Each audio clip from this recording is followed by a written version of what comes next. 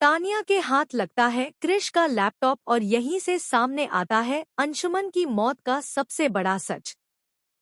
Serial यह रिश्ता क्या कहलाता है कि आने वाले ट्रैक में ड्रामा, इमोशंस और सस्पेंस की जबरदस्त मिलावट देखने को मिलेगी।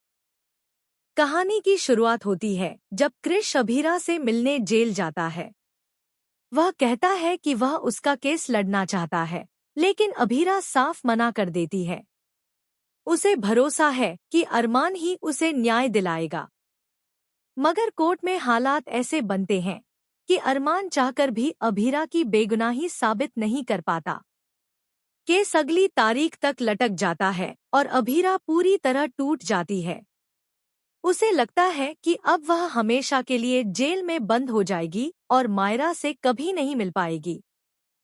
इसी बीच तानिया का कहना होता है कि चाहे कुछ भी हो जाए, अभीरा को उसके गुनाह की सजा मिलनी ही चाहिए। लेकिन किस्मत को कुछ और मंजूर होता है। तभी अंशुमन की कंपनी से तानिया को फोन आता है। कंपनी के लोग बताते हैं कि उन्होंने कुछ डॉक्यूमेंट्स मेल किए हैं जिन पर साइन करके तानिया को कंपनी संभालनी है। तानिया मोबाइल पर मेल देखने की कोशिश करती है, लेकिन फाइलें इतनी बड़ी होती हैं कि फोन पर खोलना मुश्किल हो जाता है। तब वह सोचती है कि क्यों न लैपटॉप पर मेल देखे। जैसे ही वह क्रिश का लैपटॉप खोलती है, उसके होश उड़ जाते हैं। लैपटॉप में मौजूद होता है कैफे का सीसीटीवी फुटेज, अंशुमन की मौत से कुछ देर पहले का। वीडियो में गीतांजलि भी दिखाई देती है और कई ऐसे राज रिकॉर्ड होते हैं जो अब तक किसी को पता नहीं थे। तानिया समझ जाती है कि अभीरा ने कोई गलती नहीं की। लेकिन यहीं पर कहानी और पलटती है।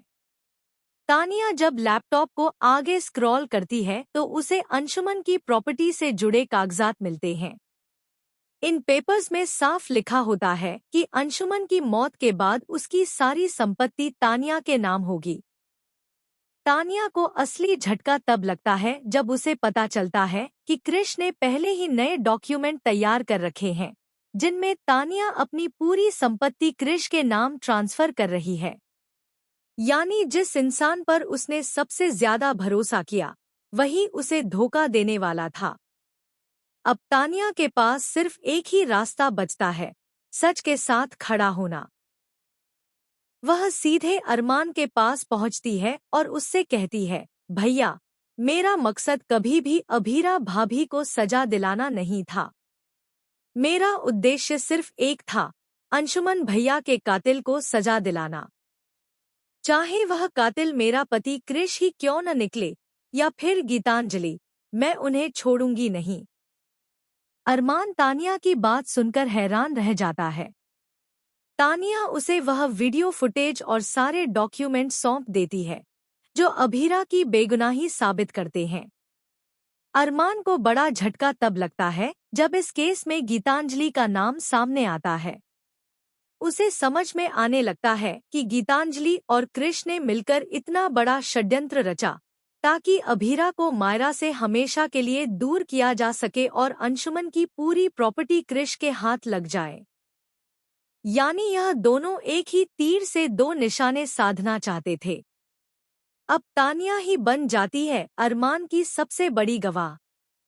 यहीं से शुरू होता है वह ट्रैक जो इस सीरियल की कहानी को पूरी तरह से बदल देगा। अब सवाल यह है, क्या अभीरा को मिलेगा इंसाफ?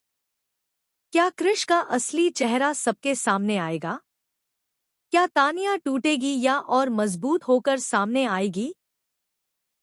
और सबसे अहम बात, क्या मायरा को उसकी मां वापस मिलेगी? इन सवालों के जवाब मिलेंगे आने वाले धमाकेदार एपिसोड्स में। बने रहिए हमारे साथ और